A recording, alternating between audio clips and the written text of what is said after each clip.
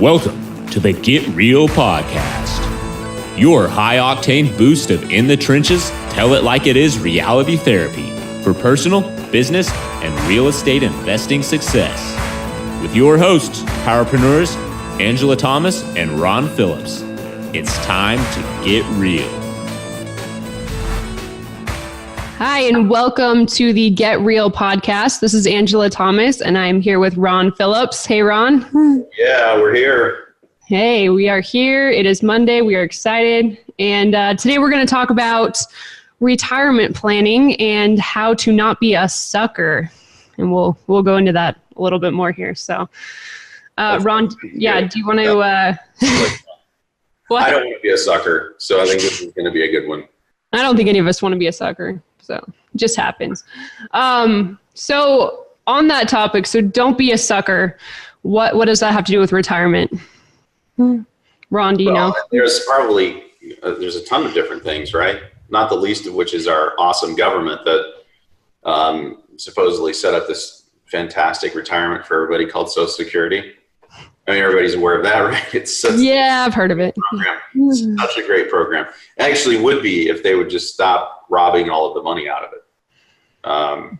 But unfortunately, our government simply cannot control themselves, and they continue to suspend all of the money that was in there. So now it is no longer a retirement program. It is a big, enormous hole in which there is no money.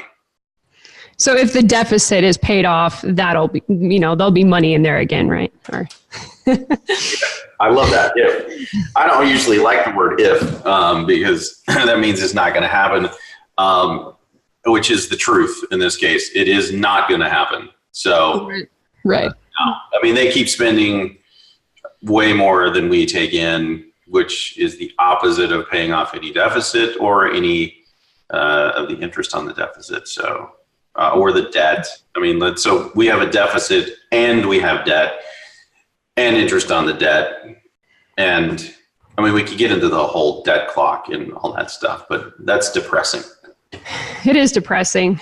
Man, we're paying money in there every month and we're never going to see a cent of it, huh? Especially me. I think if you're going to retire in the next 5 years, you probably will. You probably see all of it. And I'm totally going to retire in the next 5 years, Ron. Come on. Look, I think, we can talk about the baby boomers. That's part of the problem, right? But it's not their fault that it's part of the problem. It just is. We already explained who the problem is. The problem is the government, all the politicians that continue to raid the money. But the baby boomers put money in here and they expected a return and they're owed a return. But the reality is there's no money there to pay the return. So all of the younger Generation X, the millennials, what are they calling the new generation now, Angela? I don't even know. So it's X, snowflakes, and then what? I don't know. Why? You kind of get stuck on snowflake, don't you? I'm just kidding. Stick right there. I am one of them, so I'm allowed to make fun of them. Just barely, but... Angela does not like to be called a millennial. I don't. There are some great, a whole bunch of great millennials out there that get it. Unfortunately, there's a whole bunch out there that give you guys a bad name. So we have a bad rep. And I think since I started college 4 years early, I should get to be pushed up into the older group, by default. Well, you just default push yourself up there. Okay. Yeah. But my point is that your generation, my generation, which is Generation X, we are going to pay for all of the baby boomers. Now they already paid for themselves, so don't get me wrong. I'm going to get a bunch of hate mail from the right. We're going to double pay for them so they can actually get some money. They already back. paid for it. The government spent all of the money they gave them for this program. It's supposed to be in a lockbox, right? And the reality of the situation is that now that program, it's roughly a quarter. It is so much of our budget. Like over half goes to pay our social insurances like Social Security and right. Medicare and all that good stuff, right? But, I mean, just Social Security takes up a quarter of our spending. I mean, a quarter. Ouch. It's enormous. And it's growing, right? So that brings me back to the baby boomer challenge, because 12,000 baby boomers are retiring every day, for the next many years. That's a lot of folks. Yeah. All of which are going on Social Security. And so, yeah. I was just going to say, no politicians are ever going to be honest about this problem because they don't want to be the one to bear the bad news. So you kind of just have to know, right?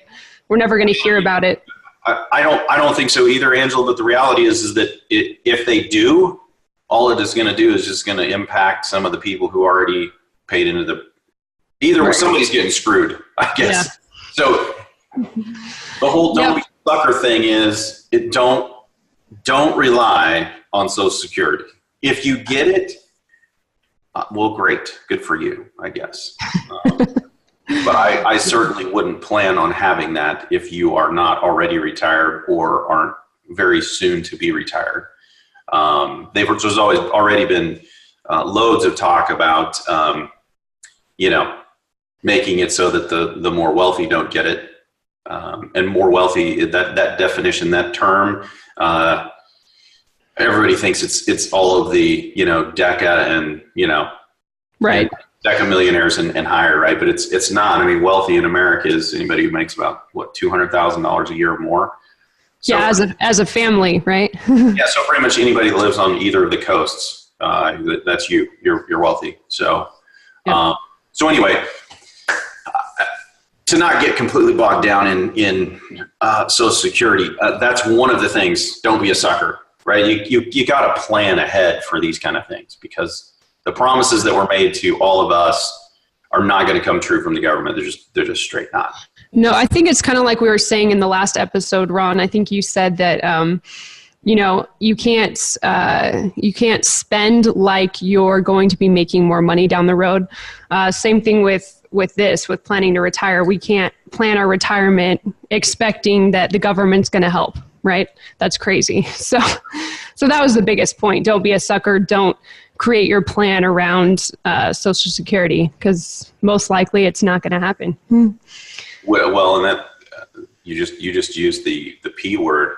Most people don't ever have a plan anyway. Their plan is lottery, and that's shocking. I don't know if you've seen the statistics on that, but like a quarter of our population thinks that the only way they're going to retire is if they hit the lottery. So they play the lottery. That is so sad. Oh. I know. When you absolutely can if you just put together a plan. There's plenty of people who don't make a lot of money, but that have had a plan and have lived right, not lived above their means, and they have a retirement plan, right? They're on the road, and a lot of them that have retired and are living the way that they wanted to live. Right. Yeah, just thinking, how in the world can I ever hope to retire? And worrying about it, it's never going to help until you actually make a solid plan. It's never going to happen. So how do we do that, Ron? What's the best way to, how do you start a plan? Well, I think it goes back to kind of our goals. I know in one of the episodes we talked about goals and how do you set those and how do you move forward with them. It's kind of the same thing. You need to sit down and put together a vision for.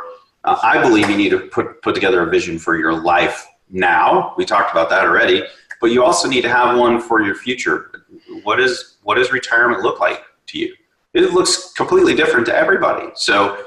Right. Going in and putting together a financial plan for your retirement when you don't even know what your retirement looks like or what number you're chasing is kind of psychotic. And really it shouldn't be just about the numbers. I think, most of us, when we think about retirement, you think, how much money do I have to save to be okay, right? And be able to travel or do whatever I want. But that's kind of a bad place to start. You really need to think about, what you want your life to look like then, what's important to you. Like we talked about building out your perfect day, if you heard that on another episode. What is your day-to-day life going to look like? What matters? And it's really important to be honest about that, because, just saying you want some number, it's not good enough. It's not going to build you a plan that actually motivates you. So. Yeah, so you need to ask yourself some pretty specific questions about what life looks like. I mean, what does your day look like? What does your life look like? Where are you? What are you doing? Right. Where do you live? Who are you with? Where is this all happening? Do you travel a lot? Do you like to stay home? Have you bought your piece of, the American dream and you're just going to live on it or in it? What does all of that look like? And then I think it's kind of like these business owners. Like I go to these big conferences.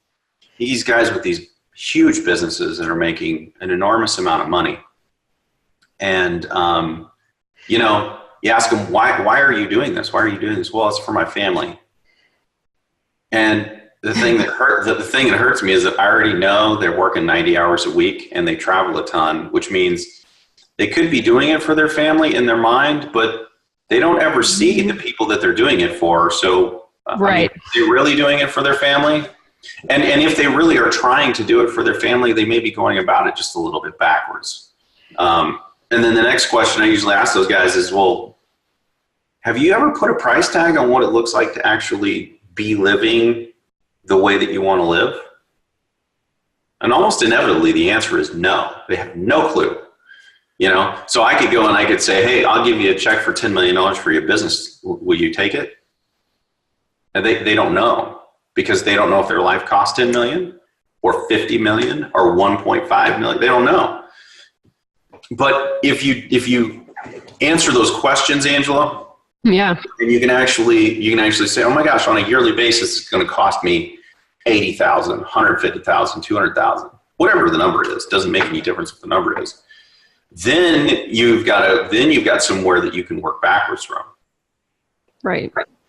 And I find what most people find, including, you've talked about Rod and Phyllis before, and Carol and some of the other people that we've helped. None of them thought they were that close. None of them. And yet here they are sitting on this pile of assets, and their financial advisor is telling them that they're not anywhere close, that they need millions more dollars or whatever. When in reality, if they just get a decent return that's paying them cash flow, and get out of the growth stocks, right? Most of them they're way closer than they think they are, Yeah. Yeah. I mean, like you said, the return does make a big difference. And I think we mentioned this in an earlier episode too. If you're trying to just collect a huge pile of money and live off of it and hope it doesn't run out with a tiny little return that you're getting from whatever stocks or, savings account, whatever it is a little bit different than planning your retirement based around the cash flow number that you need, the passive income you need to have coming in every month.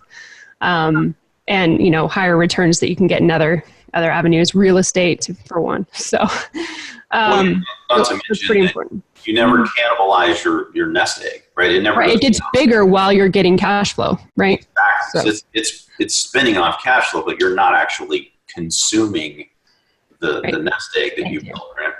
Yeah, huge difference. So like Ron said, it's super important to get down to to get detailed on what you want your life to look like, what's your lifestyle going to be, before you make a plan, so that you can actually get concrete about planning your life and what it's actually going to take, what your number is, and how to get there. So we actually we do that in our other company, in RP Capital.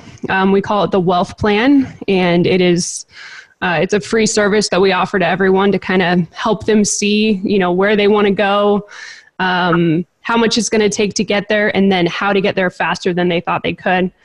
And we have this awesome program we built, and we go through this whole thing with you. I mean, it helps if you kind of have an idea where you want to go, but we actually get down into the details of your why, what it is that's actually important to you, what you want your life to look like, and then help you connect that to the money it's going to take, and help you formulate a plan. So it's pretty cool software. I like what you said though, because the numbers and the software, all that really cool stuff, that doesn't really help if there's nothing that's behind it, right? If there's no idea of what things look like, because then you end up with a bunch of money. Like, again, a lot of these business owners do. They end up with a ton of money, and they have no idea outside of their business. They have no life, and they've forgotten how to have fun. They've forgotten what they like to do because they haven't had any time to go do anything, right? They've just been working and working and working and working. And if that's you out there, take a second, just step back and plan out your life. Think about what it is, because when you can actually envision what it is, and then you can put a price tag on it, then you can attack something. Then there's actually something there you can attack instead of this number that we pull out of our hindquarters and expect that it's just the right number, you know? Yeah. So that clarity is super important before you start doing this plan. So, so Ron, I know we've done this, many times with many different people. There's a really good story though, and I think you'd tell it better than me, of Carol out in California. Do you want to talk about her story for a minute? Yeah, it was really cool because I sat down to talk with her and her husband. This was years ago. I can't remember how many years ago, but it was a long time ago.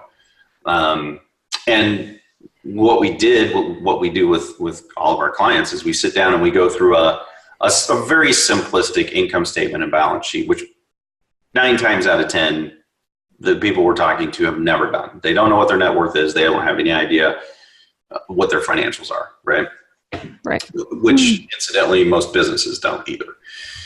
So I sat down with them and I asked them their goals, and we started talking about what Angela and I were just discussing, and I asked them, well, what do you think is a good goal for when you retire? How much money you want? And her husband said $10,000 a month. I want $10,000 a month, and she laughed out loud at him, and I was like, I had already seen what their financials were. I said, I don't think that's an outlandish goal at all. I think it's very realistic. And she didn't believe it. She thought it was kind of crazy.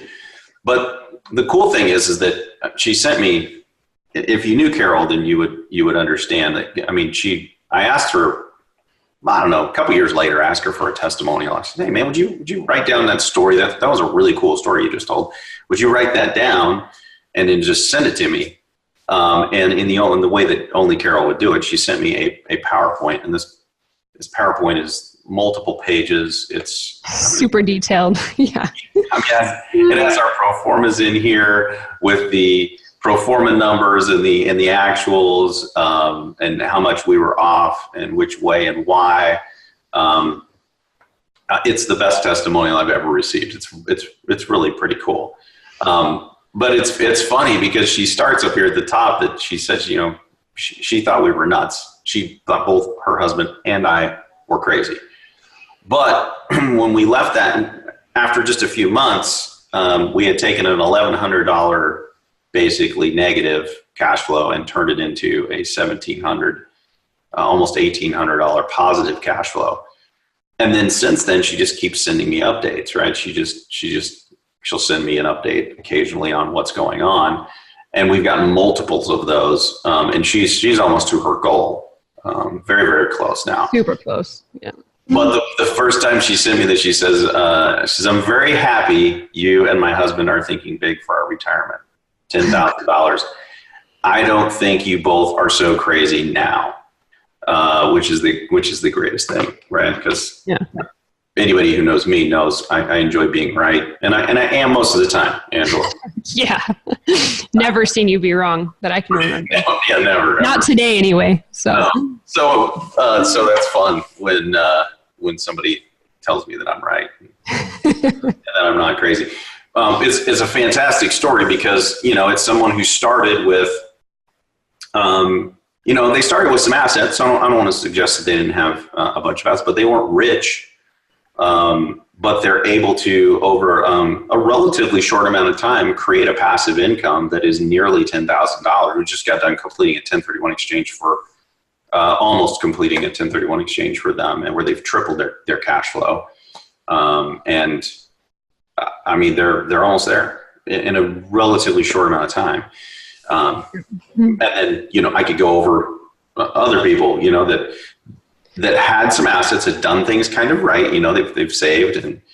But if you take that money, you go into a normal financial planner, they're going to say you need a lot more than that, you know, because the reality of the situation is you really don't make very good returns when you put it in the stock market or over time in the stock market or in mutual funds or anything like that. They say you do, but you really don't, you know.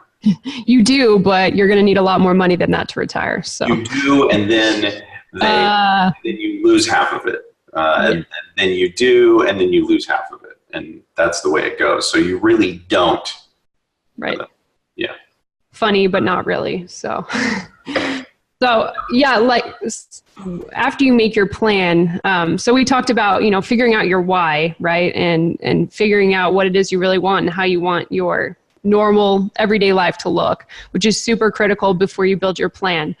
After you've built your plan, you know, I think something else that people forget to do is to try to live parts of it now. I just wanted to mention that really quick.